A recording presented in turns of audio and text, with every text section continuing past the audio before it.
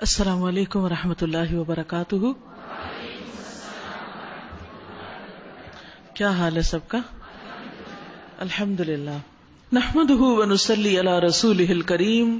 اما بعد فاعوذ باللہ من الشیطان الرجیم. بسم اللہ الرحمن الرحیم. رب اشرح لی صدری ویسر لی امری واحلل عقدۃ من لسانی یفقہوا قولی. کل کے پارے میں سے کیا بات یاد رہی آپ کو؟ ہر کام شروع کرنے سے پہلے بسم اللہ کرنا ہے، کیونکہ بسم اللہ پڑھنے سے کیا ہوتا ہے؟ برکت ہوتی ہے، اور برکت ہو تو کیا ہوتا ہے؟ خیر و بھلائی آتی ہے. اللہ سبحانہ وتعالی اپنی خاص رحمت سے اس کام میں بھلائی پیدا کر دیتے ہیں، یا اگر کوئی چیز ہوتی ہے جیسے کھا رہے ہیں تو اس میں بھی خیر و برکت اور خیر و بھلائی ہوتی ہے، وہ زیادہ ہو جاتی ہے. کم چیز زیادہ لوگوں کو پوری ہو جاتی ہے. وقت میں برکت ہونے کا مطلب یہ ہے کہ کم وقت میں زیادہ کام ہم کر سکتے ہیں، زیادہ بہتر عبادت کر سکتے ہیں. تو برکت کے دو مفہوم کیا ہیں؟ برکت کا ایک معنی تو نمو، بڑھوتری، کثرت، زیادہ ہونا، اور دوسرا استقرار، قرار پکڑنا، اس چیز کا لازم ہو جانا. پہلے معنی کے لیے میں نے مثال دی تھی برکہ کی. برکہ کس کو کہتے ہیں عربی میں؟ تالاب کو، جس میں سارا پانی آ کے جمع ہو جاتا ہے، اور پھر پانی سے مزید بہت سی چیزیں بنتی ہیں، خیر و بھلائی ہوتی ہے، جیسے کھیتیاں اگتی ہیں، انسان پیتے ہیں، جانور وغیرہ. اور دوسرے معنی کے لیے میں نے مثال دی تھی اونٹنے کی، کہ عربوں کے ہاں جس گھر میں اونٹنی ہوتی تھی، جہاں اونٹنی آ کے بیٹھ جاتی، وہاں کس طرح کی خیر و بھلائی ہوتی. سواری کے کام بھی آتی، دودھ دینے کے کام آتی، پھر اس کے بچے پیدا ہوتے اور پھر اس سے مزید آمدنی میں بھی اضافہ ہوتا، بڑھوتری بھی ہوتی جاتی ساتھ. تو یعنی کہ وہاں تو بس جہاں اونٹنی آ گئی گویا وہاں خیر و برکت آ کے بس جم گئی، یعنی مستقل طور پر خیر اور بھلائی ہونے لگ گئی. ٹھیک ہے. کل ہم نے مہمان نوازی کے آداب بھی پڑھے، اس میں سے کوئی ایک چیز بتائیے جو بہت امپورٹنٹ ہے، جس کا ہم عام طور پر اہتمام نہیں کرتے. یعنی اس میں دیر نہیں کرنی چاہیے اور بہت تکلفات میں نہیں پڑنا چاہیے. ٹھیک ہے نا. اب ایک شخص اگر دھوپ سے آیا، پیاسا ہے، گرمی لگی اس کو، اور ہم اس وقت فالسے کا شربت بنانا شروع کر دیں اس کو خوش کرنے کے لیے، تو کتنی دیر لگے گی؟ کچھ دیر لگ جائے گی نا. لیکن اس کے برعکس اگر ہم کم وقت میں تیار ہونے والی چیز رکھیں تو وہ اس کے لیے زیادہ فائدہ مند ہے، کیونکہ اس کو اس وقت پیاس لگی ہے. تو اگر کوئی بتا کر آتا ہے تو آپ پہلے سے فالسے کا شربت بنا کے رکھ لیں، اور اگر کوئی بن بتایا آتا ہے تو پھر اس وقت آپ ایسا کام کریں کہ جس میں بہت دیر نہ ہو. مہمانوں کے پارٹ پر بھی کچھ چیز ہے کہ وہ بلا وجہ گھر والوں کو پریشان نہ کریں اور ایسی چیزوں کی فرمائش نہ کریں جو ان کے بس سے باہر ہو. ہر صاحب نعمت حسد کیا جاتا ہے، تو نعمت جب تک ظاہر نہ ہو جائے اس کے بارے میں زیادہ بات نہ کریں، اور جب وجود میں آ جائے اور ظاہر ہو جائے تو پھر اس پر اللہ کا شکر ادا کریں، یعنی اللہ کا ذکر کر کے اس کا ذکر کریں کہ یہ اللہ نے ہمیں دی ہے. تو اس طرح انسان اس نعمت کے شر سے بچ جاتا ہے. یوسف علیہ السلام چونکہ خود برائی سے بچنا چاہتے تھے تو اللہ تعالیٰ نے بھی ان کو بچا لیا. اس میں بہت بڑا سبق ہے کہ جو انسان شر سے، فتنے سے دور رہتا ہے یا دور رہنا چاہتا ہے تو اللہ تعالیٰ اس کی حفاظت کرتا ہے. لیکن اگر کوئی شخص خود ہی دلچسپی رکھتا اس فتنے میں پڑنے کی تو پھر اللہ اس کو اس کے حال پہ چھوڑ دیتا ہے. امتحان، تکلیف، آزمائش سے انسان وہ کچھ سیکھتا ہے جو عام حالات میں نہیں سیکھتا. یوسف علیہ السلام اگر اپنے والدین کے گھر رہتے تو وہ سب کچھ نہ سیکھ سکتے جو انہوں نے مصر جا کر سیکھا، اور وہ مصر کے اس بڑے مقام پر نہ پہنچ سکتے. پیغمبر کے گھر میں بھی کوئی پیدا ہو جائے لیکن اگر وہ کام وہ نہیں کرتا جو اس کو کرنے چاہیے تو اس کو فائدہ نہیں. جیسے نوح علیہ السلام کے بیٹے کو کچھ فائدہ نہیں ہوا، اسی طرح لوط علیہ السلام کی بیوی کو، اگرچہ لوگ پیغمبروں کے گھر میں تھے لیکن اس کے باوجود انہیں فائدہ نہیں ہوا. ہر جاندار کا رزق اللہ کے ذمے ہے. دین کا رشتہ خون کے رشتوں سے بھی زیادہ مضبوط ہوتا ہے. جی، خواب کا ذکر، کیونکہ اکثر لوگ مجلسوں میں بیٹھ کر خوابوں کا ذکر شروع کر دیتے ہیں. اچھا خواب ہو یا برا، ہر ایک سے خواب کا ذکر نہیں کریں، ہر ایک کو اپنی خواب نہیں سنائیں. کوئی بشارت ہے اس میں تو بھی اس کو سنائے جو آپ کا خیر خواہ ہے، جو آپ کی خوشخبری پر خوش ہوگا، نہ کہ حسد کرے. اور اسی طرح اگر کوئی برا خواب دیکھا ہے، خوفناک قسم کا خواب دیکھا ہے، تو اس کو بھی ہر ایک کے سامنے ذکر نہ کیا جائے. ٹھیک ہے. بسم اللہ الرحمن الرحیم. الحمد لله رب العالمين الرحمن الرحيم مالك يوم الدين إياك نعبد وإياك نستعين اهدنا الصراط المستقيم صراط الذين أنعمت عليهم غير المغضوب عليهم ولا الضالين.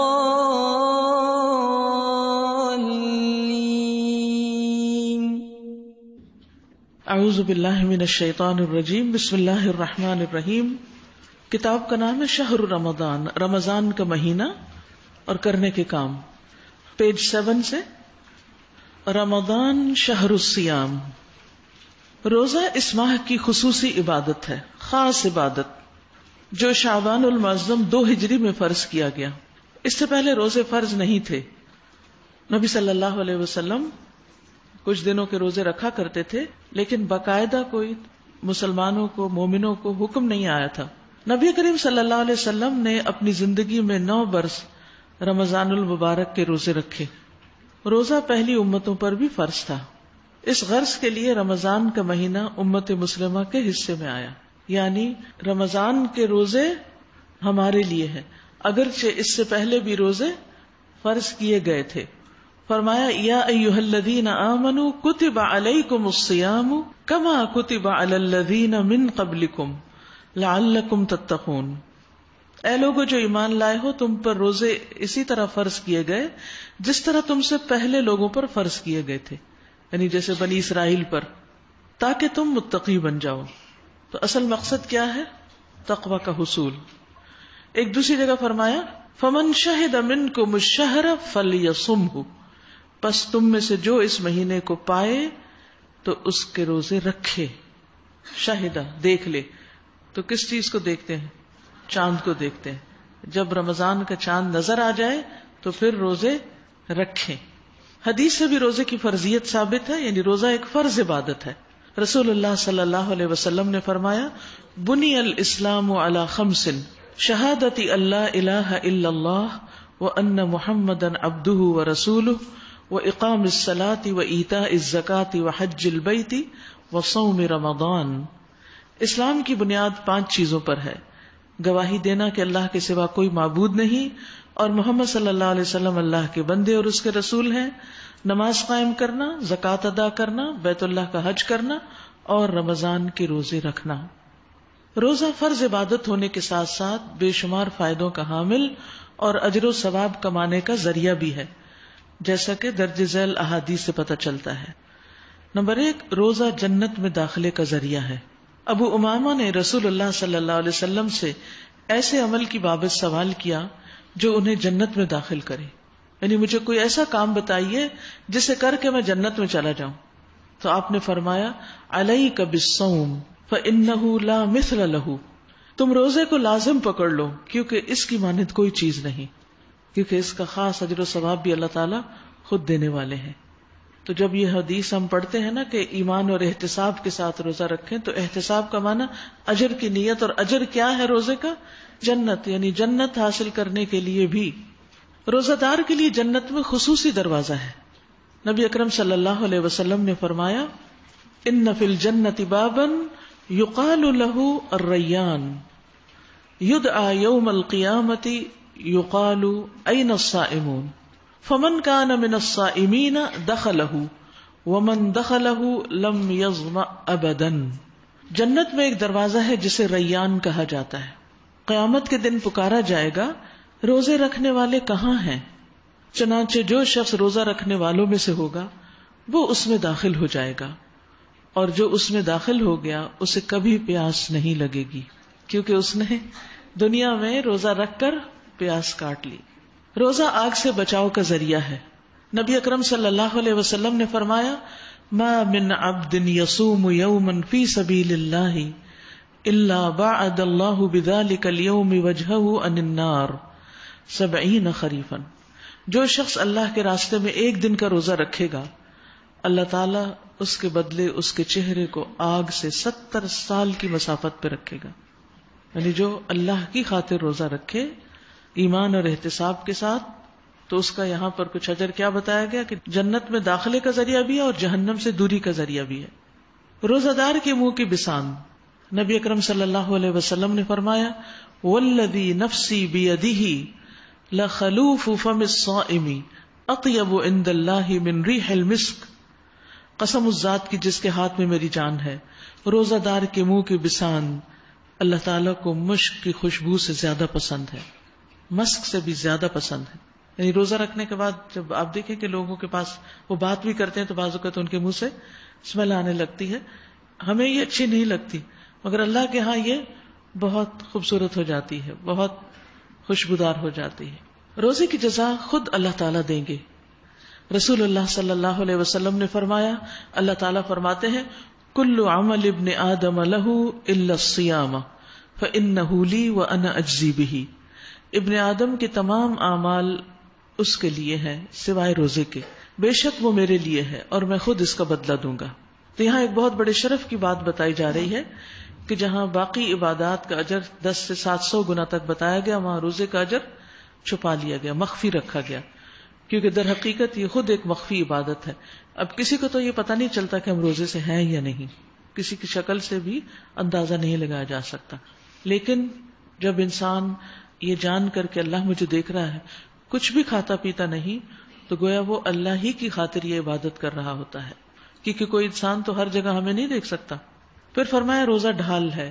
رسول اللہ صلی اللہ علیہ وسلم نے فرمایا الصیام جنۃ من النار کجنۃ احدکم من القتال، روزہ آگ سے ڈھال ہے، جس طرح لڑائی میں تم میں سے کسی کی ڈھال ہوتی ہے، ڈھال جو ہوتی ہے وہ دشمن کے وار سے بچاتی ہے، تو اسی طرح روزے کے حالت میں بھی انسان بہت سے گناہوں سے بچتا ہے، اور جب وہ گناہوں سے بچتا ہے تو نتیجتاً پھر جہنم کی آگ سے بچ جاتا ہے۔ لغت عرب میں سیام مطلق رک جانے کو کہتے ہیں۔ سیام کا کیا معنی ہے؟ رک جانا، سٹاپ۔ شرعی اعتبار سے روزہ عبادت کے ارادے سے کھانے پینے، جمع کرنے اور دیگر روزہ توڑنے والی چیزوں سے صبح صادق کے طلوع سے سورج کے غروب تک اجتناب کرنا ہے، بچنا ہے، پرہیز کرنا ہے۔ مگر یاد رہے کہ روزہ صرف کھانا پینا ہی نہیں، بہت سی بری عادات سے چھڑانے کا ذریعہ بھی ہے۔ اس لیے ہم دیکھتے ہیں کہ امام ابن الجوزی نے روزے کے 3 درجے بتائے ہیں۔ ضرورت اس بات کی ہے کہ ہم اپنا جائزہ لیں کہ ہمارا روزہ کس درجے کا ہے۔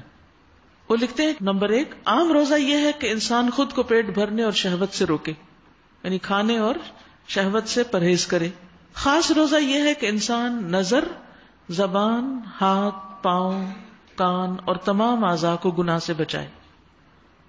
ایسے شخص کا روزہ اسپیشل روزہ ہے جو اپنی نگاہ کی بھی حفاظت کرتا ہے، نگاہ کا بھی روزہ ہوتا ہے اس کے، زبان کا بھی، کہ کوئی جھوٹ نہیں بولنا، غلط بیانی نہیں کرنی، کسی کو تکلیف نہیں دینی، بد اخلاقی سے کام نہیں لینا۔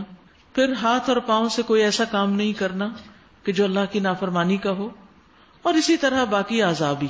اور ایک تیسرا روزہ ہوتا ہے خاص الخاص روزہ، اور خاص الخاص روزہ یہ ہے کہ دل کو ردی خیالات اور اللہ تعالی سے دور کرنے والے افکار سے پاک کرنا، اور اس کی یاد کے سوا ہر چیز سے رک جانا۔ یعنی روزے کی حالت میں انسان سب سے زیادہ اپنے دل سے اللہ کو یاد کرے، اور دل سے ہر طرح کے ہموم، افکار، غفلت، پریشانی، یہ سب چیزیں نکال دے۔ یہ ہے دل کا روزہ۔ تو خاص روزہ کس کا ہے؟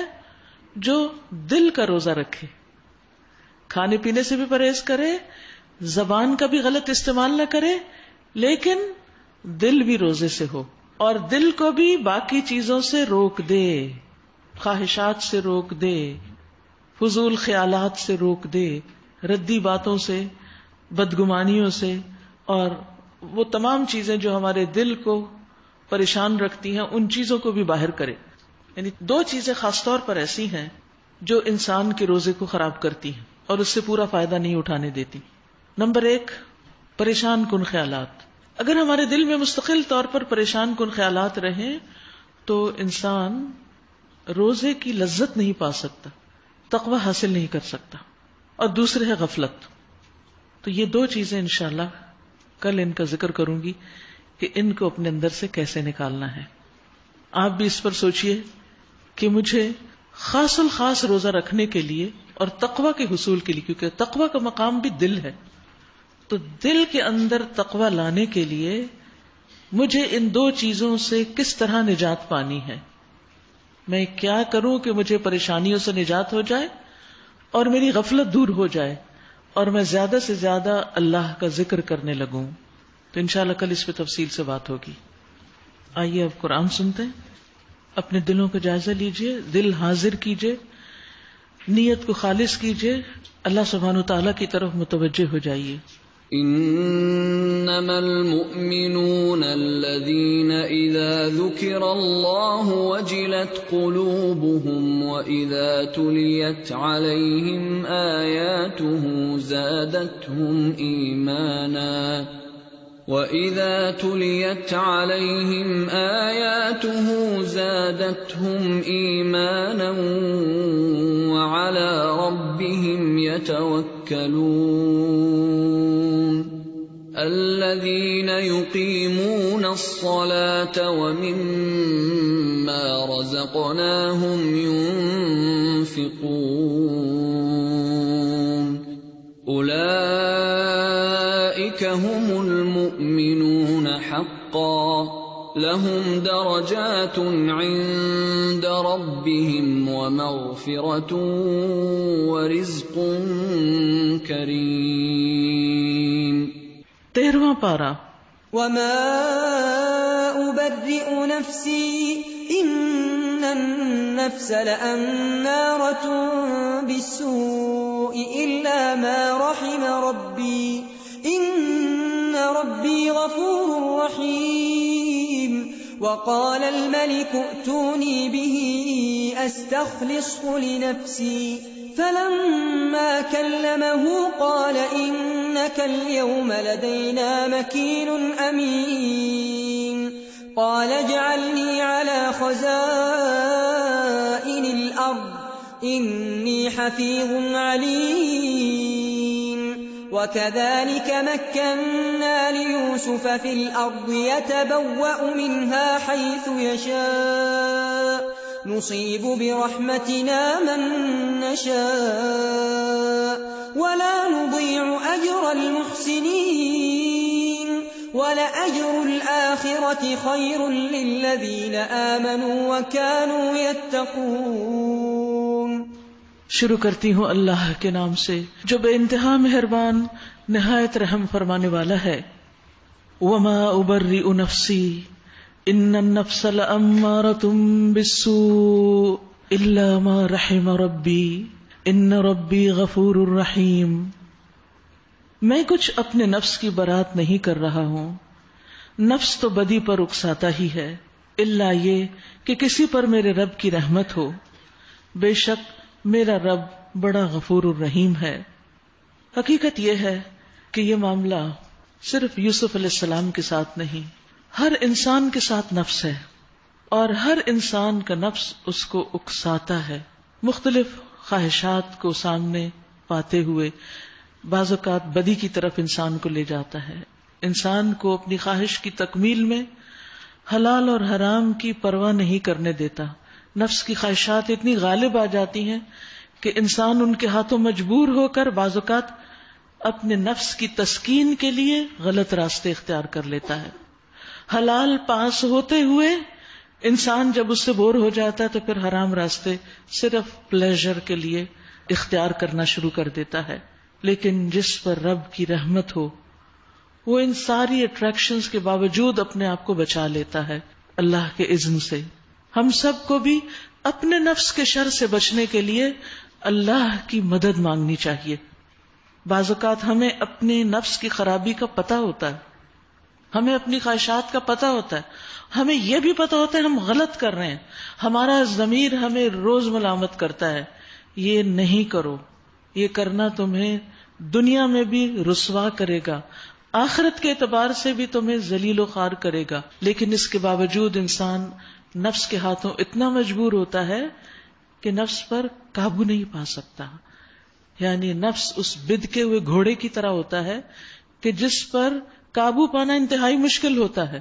انسان خود اپنے آپ سے ہار جاتا ہے اور پھر وہی ٹیمپٹیشن ہوتی ہے اور وہ چیز سامنے آتی ہے اور پھر انسان بہک جاتا ہے. ایسے میں انسان کیا کرے؟ پھر انسان اللہ کو پکارے، اللہم آتی نفسی تقواہا، اے اللہ میرے نفس کو اس کا تقوی دے دے. انسان اللہ کے آگے روئے، اللہ سے مدد مانگے اور اللہ سبحانہ وتعالیٰ سے کہے کہ یا اللہ میں جانتا ہوں میری یہ ویکنس ہے، میری یہ کمزوری ہے، میں اس پہ قابو نہیں پا رہا، تو میری مدد کر، تو مجھے میرے ہی نفس کے شر سے بچا. وَأَعُوذُ بِكَ مِن شَرِّ نَفْسِي وَشَرِّ الشَّيْطَانِ وَشَرَكِهِ. صبح شام کی دعاؤں میں جب یہ دعا پڑھے تو خاص طور پر توجہ کرے اس لفظ کی طرف کہ اللہ میں اپنے نفس کے شر سے اپنے آپ کو تیری پناہ میں دیتا ہوں، تیرے حوالے کرتا ہوں. اس لیے بہت ضروری ہے کہ ہم دعاؤں سے مدد لیں. اور پھر جب اللہ کا اذن ہوتا ہے، الا ما رحم ربی، جب رب کی رحمت ہو جاتی ہے تو انسان کو وہی چیز جس سے وہ حرام خوشی حاصل کر رہا تھا اس چیز سے نفرت ہو جاتی ہے، وہ چیز اس کو بری لگنے لگتی ہے.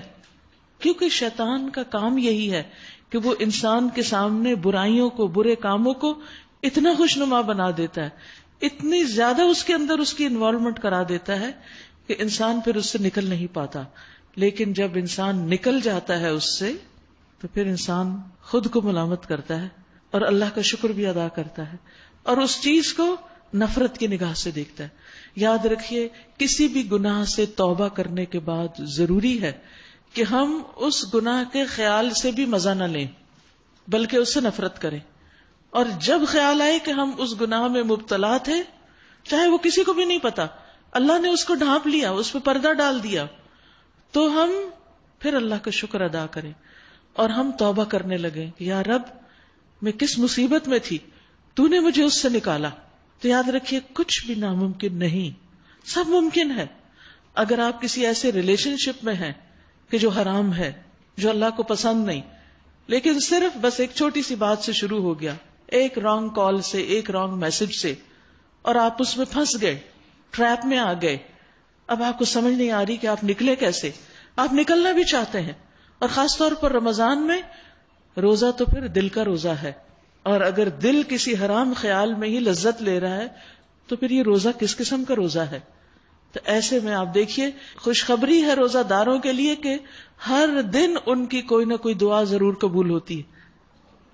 اس لیے ہمیں اس مہینے میں زیادہ سے زیادہ دعائیں کرنی چاہیے، اور صرف مانگنے کی دعائیں نہیں بلکہ اپنے اندر کی جو بری عادتیں ہیں اور اپنے اندر کی جو کمزوریاں اور ویکنیسز ہیں اور شر ہے اپنے اندر کا جسے ہم دیکھ رہے ہیں، پہچان رہے ہیں، اس کو دور کرنے کی بھی دعا کرنی چاہیے کہ یا اللہ تو مجھے اس سے نجات دے، کیونکہ تو نے یہ مہینہ مجھے دیا کہ میں تقوی حاصل کر سکوں، ٹو اٹین تقوی. تو اب وہ میں کیسے حاصل کر سکتی ہوں اگر میرے ساتھ یہ شر لگا ہوا ہے، میرے ساتھ وہ چیز لگی ہوئی ہے جسے تو ناپسند کرتا ہے، وہ گناہ لگا ہوا ہے جسے میں دنیا سے چھپا کے کر رہی ہوں. صرف اور صرف اللہ کی مدد سے ہی انسان ان چیزوں پہ قابو پا سکتا ہے. تو اس لیے وہ کہتے ہیں الا ما رحم ربی، جس پہ میرا رب رحم کر دے وہی نفس کے شر اور برائی سے نکل سکتا ہے. ان ربی غفور الرحیم، بے شک میرا رب غفور الرحیم ہے. بادشاہ نے کہا انہیں میرے پاس لاؤ تاکہ میں ان کو اپنے لیے مخصوص کر لوں. سبحان اللہ، ان کی قابلیت، اخلاق، ان کا احسان کا رویہ اختیار کرنا، محسنین میں سے ہونا. جب بادشاہ نے ان کی یہ سب باتیں سنی یوسف علیہ السلام کی تو انہیں جیل خانے سے نکلوا کر اپنے لیے خالص کر لیا. اب یہاں سے وہ ساعت الاسرہ جو اتنی طویل ہو گئی تھی، کئی سالوں پر محیط ہو گئی تھی، اب اس کے ختم ہونے کی گھڑی آ گئی. اور کہاں قید خانہ اور کہاں شاہی محل، کہاں سے کہاں جا پہنچتے ہیں. فلما کلمہ، پھر جب یوسف علیہ السلام نے اس سے گفتگو کی، قال انک الیوم لدینا مکین امین، تو اس نے کہا اب آپ ہمارے ہاں قدر و منزلت رکھتے ہیں اور آپ کی امانت پر پورا بھروسہ ہے. تو وہ پہلا انٹرویو، وہ پہلی گفتگو جو بادشاہ کے ساتھ ہوئی، یوسف علیہ السلام نے اپنی کوالٹیز اور اپنی قابلیت کا سکہ منوا لیا. اس میں ان کی اصل حقیقت اب سامنے آ گئی. اب وہ ساری آزمائشوں سے نکل کر اس کام کے لیے تیار تھے جو انہیں ایک بہت بڑا کام کرنا تھا. یوسف علیہ السلام نے کہا قال اجعلنی علی خزائن الارض، ملک کے خزانے میرے سپرد کر دیجئے، مجھے زمین کے خزانوں پر متعین کر دیجئے. انی حفیظ علیم، بے شک میں حفاظت کرنے والا بھی ہوں اور علم بھی رکھتا ہوں. مالی معاملات میں یہ دو بہت اہم کوالٹیز ہیں جس کے بغیر کسی کو مال کے معاملے میں ذمہ داری قبول نہیں کرنی چاہیے. ایک یہ کہ آپ کو اکاؤنٹنگ آتی ہو، آپ کو پتا ہو، کیونکہ وہ رہے تھے عزیز مصر کے گھر، وہاں رہ کر انہوں نے یہ ساری قابلیت حاصل کر لی تھی، ان کے پاس یہ اسکل تھی. اور دوسری چیز امانت، کیونکہ مال ایک فتنہ ہے، مال انسان کو بہت جلد پھسلا لیتا ہے اور انسان نفس کی تعویلوں سے متاثر ہو کر کوئی نہ کوئی غلط کام کر بیٹھتا ہے. اور خصوصاً جب انسان اللہ کے مال پر متعین ہو، ڈونیشنز کی لین دین ہو، لوگوں کا مال ہو جس میں انوالو، وہاں تو یہ دونوں چیزیں بے حد ضروری ہیں. ایک شخص انتہائی امانت دار، متقی، پرہیزگار ہو سکتا ہے، لیکن اس کو حساب کتاب کی الف بے نہیں آتی، وہ اس کام کا اہل نہیں، وہ کوالیفائڈ نہیں، خواہ وہ کتنا ہی نیک ہے. اسی طرح ایک شخص حساب کتاب کا ماہر ہے لیکن امانت نام کی چیز نہیں اس میں، وہ بھی کوالیفائڈ نہیں. یوسف علیہ السلام میں یہ دونوں چیزیں اکٹھی ہو گئی تھی اور اس موقع پر انہوں نے ان دونوں خصوصیات کا ذکر بھی کیا. دیکھنے میں تو ایسا لگ رہا ہے جیسے انہوں نے اپنی تعریف کی کہ میں حفاظت بھی کر سکتا ہوں اور علم بھی رکھتا ہوں. تو کیا کسی موقع پر اپنی صلاحیتوں اور اپنی خوبیوں کا ذکر کیا جا سکتا ہے؟ جی، خاص حالات میں اپنی صفات کا ذکر کرنے کا جواز ملتا ہے. یعنی انسان کے پاس اگر کوئی علم ہے، کوئی اسکل ہے، تو وہ دوسروں کو بتا سکتا ہے کہ میں یہ کام جانتا ہوں. لیکن عام حالات میں جہاں کوئی کانٹیکسٹ نہ ہو، جہاں کوئی مقصد نہ ہو، وہاں بڑھ بڑھ کے بتانا میں نے یہ ڈگری بھی کر رکھی ہے، میں یہ بھی جانتا ہوں، میں یہ بھی کون پوچھ رہا ہے آپ سے؟ ہاں، آپ کس لیے یہ باتیں کیے جا رہے ہیں خواہ. لیکن اگر آپ اپنا سی وی تیار کر رہے ہیں اور آپ نے کہیں اپلائی کرنا ہے تو پھر اس وقت کثر نفسی سے کام نہیں لیجیے. اس وقت ٹھیک ٹھیک اپنی صحیح کوالیفیکیشن لکھیے اس میں کہ آپ کو کیا کیا آتا ہے، آپ کے پاس کیا ڈگریاں ہیں، کون سی سکلز ہیں، کیا کیا آپ نے کیا، آپ کا ایکسپیرینس کیا ہے، تاکہ جس پوسٹ کے لیے آپ اپلائی کر رہے ہیں وہاں آپ کا انتخاب اس بنیاد پر کیا جا سکے. ورنہ اگر کوئی آپ کو جانتا ہی نہیں تو وہ آپ کو کہاں سے چنے گا، یعنی وہ آپ کو کیسے وہاں اپوائنٹ کرے گا. تو مخصوص حالات میں جب اس کوالیفیکیشن کو مینشن کرنے کے ساتھ کوئی مقصد جڑا ہوا ہو یا اس کا تعلق کسی عہدے وغیرہ کے ساتھ ہو تو بالکل جائز ہے. لیکن عام حالات میں اپنی نیکیوں کو بیان کرنا، اس میں ریاکاری پائی جاتی ہے اور صاحب فضیلت انسان کو ان چیزوں سے بچنا چاہیے. دیکھیے، اگر آپ کے اندر کوئی خوبی ہے نا، آپ کے اندر کوئی نیکی ہے تو وہ خود بخود چھلکنے لگے گی، وہ نظر آنے لگے گی، وہ دوسروں کے دلوں کو چھو لے گی، وہ آپ پر اعتماد کرنے لگیں گے. اور یہ ایک بڑی حیرت انگیز بات ہوتی ہے کہ جب انسان نیکی کے کام کر رہا ہوتا ہے نا، اس کے اثرات بھی اس کی زندگی میں نظر آنے لگتے ہیں، چاہے وہ منہ سے نہ بولے. اور اگر کوئی اور غلط قسم کا کام کر رہا ہو تو وہ بھی اس کے چہرے پہ نظر آنے لگتا ہے. نیکی اور بدی اپنے اثرات رکھتی ہے. قیامت کے دن تو ہمارے ہاتھ پاؤں بولیں گے ہی، ہماری اسکن بولے گی ہی، دنیا میں بھی بولتی ہے. کل میں بیٹھی پڑھ رہی تھی، میرے ہسبینڈ آئے تو آ کے بیٹھے تو میں نے کہا آپ قرآن پڑھ کر آئے؟ تو ہنس دیے، کہا کہ ہاں میں ایک پارہ پڑھ کے آیا. میں نے کہا مجھے کچھ پتہ نہیں آپ کیا کر رہے تھے، لیکن اس وقت آپ کا چہرہ بتا رہا تھا کہ آپ قرآن پڑھ کر آئے. یعنی جب انسان قرآن کی تلاوت کرتا ہے اور گھنٹہ بھر اگر آپ قرآن پڑھ رہے ہیں تو وہ آپ کی زبان بھی بول رہی ہے، آپ کے کان بھی سن رہے ہیں، آپ کے چہرے پر بھی خاص قسم کی روشنی آ جاتی.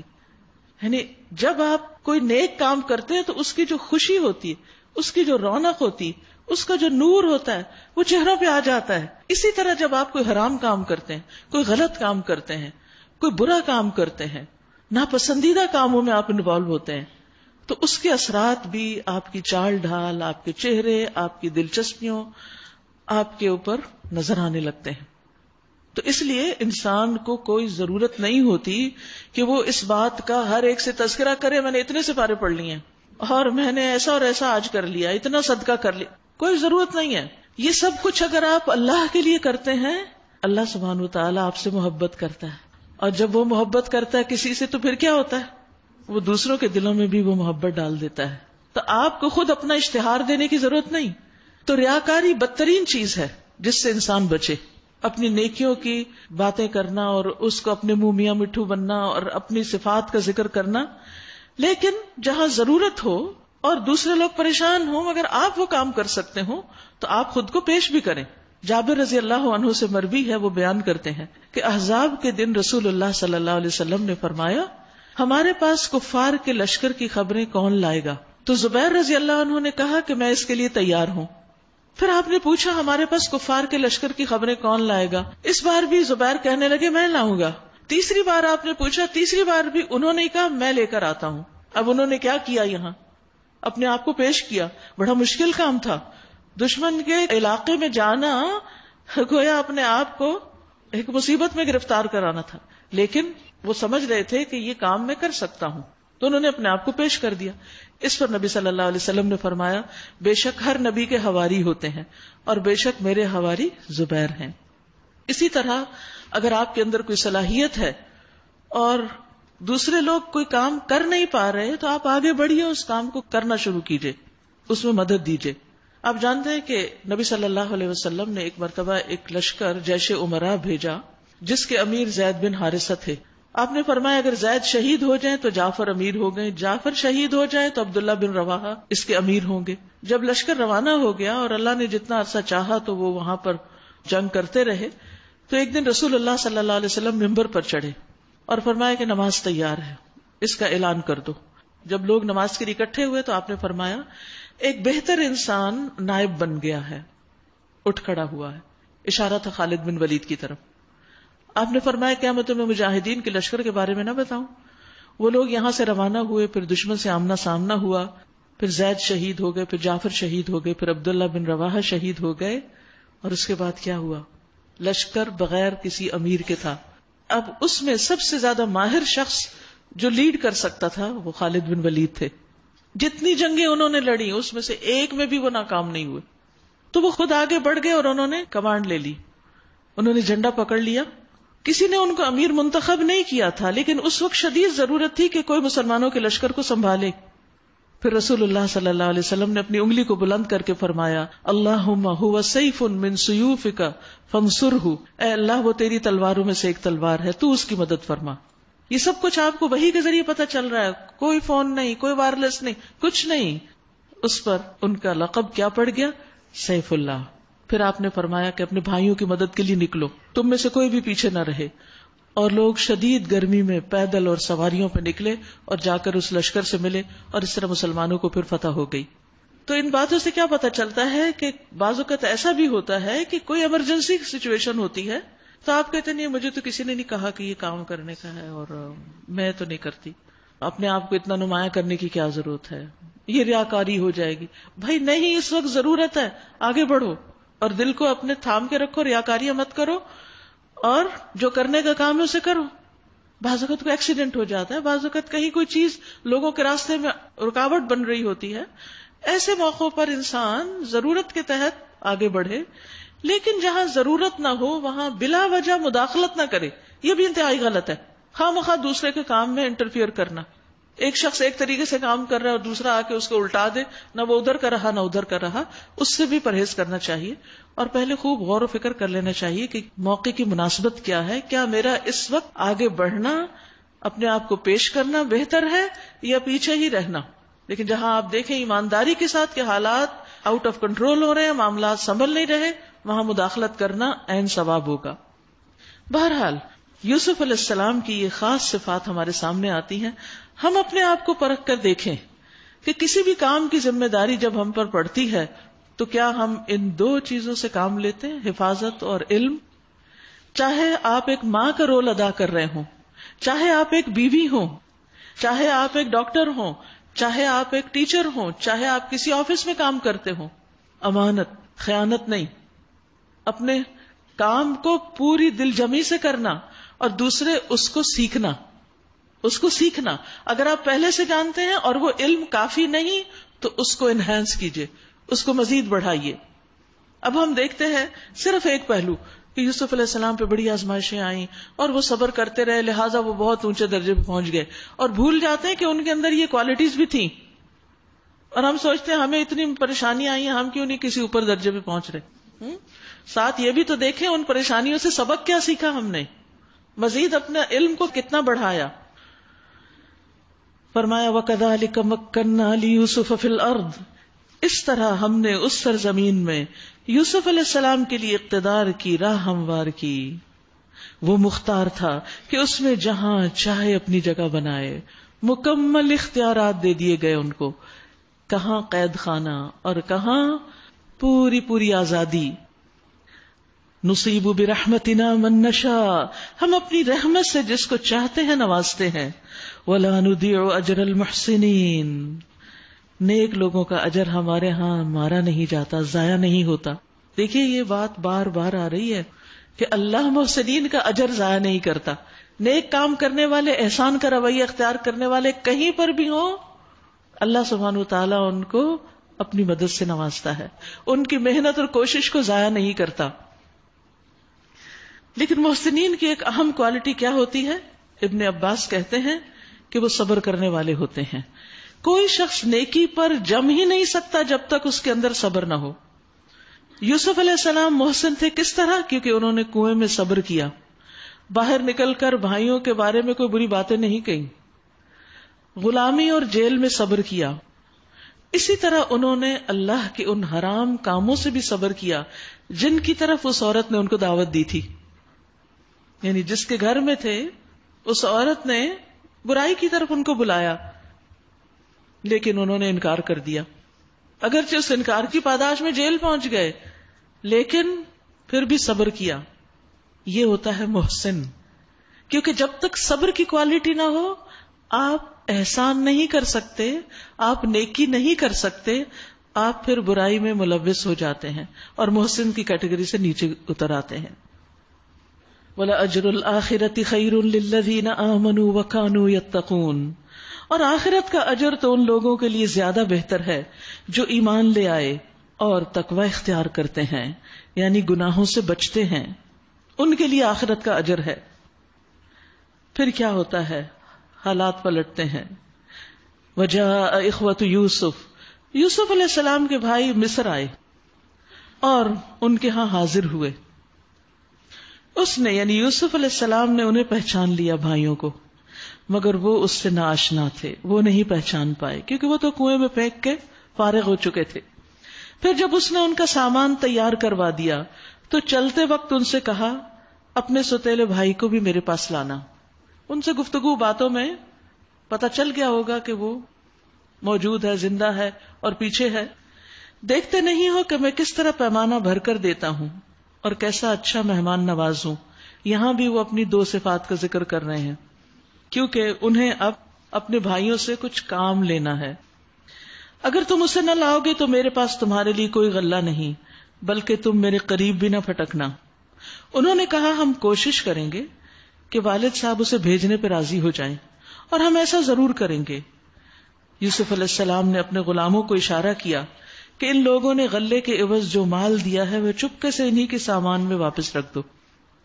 یہ یوسف علیہ السلام نے اس امید پر کیا کہ گھر پہنچ کر وہ اپنا واپس پایا ہوا مال پہچان جائیں گے یا اس فیاضی پہ پھر احسان مند ہوں گے، اور عجب نہیں کہ پھر پلٹیں. یعنی یہ مال اس لیے رکھا تاکہ واپس آئیں.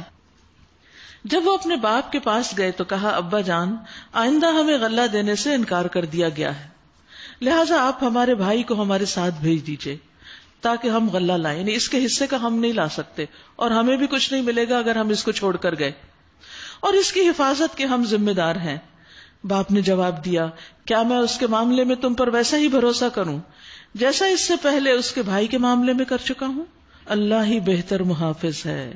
تم کیا حفاظت کرو گے؟ حفاظت تو اللہ ہی کرتا ہے اور وہ سب سے بڑھ کر رحم کرنے والا ہے.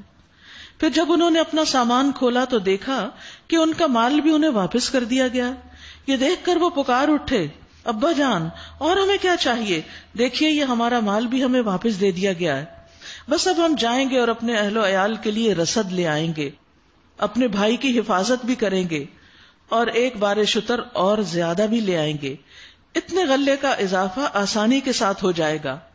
ان کے باپ نے کہا میں اس کو ہرگز تمہارے ساتھ نہیں بھیجوں گا جب تک کہ تم اللہ کے نام سے مجھے عہد و پیمان نہ دو. قسم کھا کے وعدہ نہ کرو جب تک نہیں بھیجوں گا کہ اسے میرے پاس ضرور واپس لے کر آؤ گے، الا یہ کہ تم گھیر ہی لیے جاؤ، پھر اور بات ہے. کیونکہ اس زمانے میں سفر کوئی آسان نہیں تھے، بہت سے خطرات ہوتے تھے راستے میں. میں نے کہا یہ تو پھر الگ بات ہے کہ تمہیں کوئی پکڑ لے، ورنہ تم اس کو بھی واپس لاؤ گے. جب انہوں نے اس کو اپنے اپنے پیمان دیے تو اس نے کہا دیکھو ہمارے اس قول پر اللہ نگہبان ہے.